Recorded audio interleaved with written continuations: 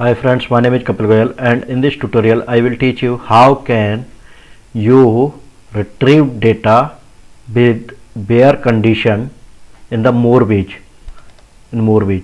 Now I am going to change this query from here bare. Now we will use id is greater than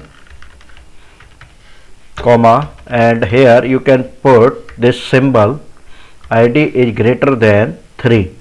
Now it will fetch the data whose id is greater than 3. Now if we will use get method here. Now we will use the get function. Now if I go to the browser and refresh it again, now let's see what happened. Now you can see the record which contains the id 4 because 4 is greater than 3. Now if we will use less than symbol here and change the id to 4, then it should fetch the record 3. It will fetch this row. Now if I refresh this, now it should show PHP because it contains id 3. Now you can also use the equal to symbol here.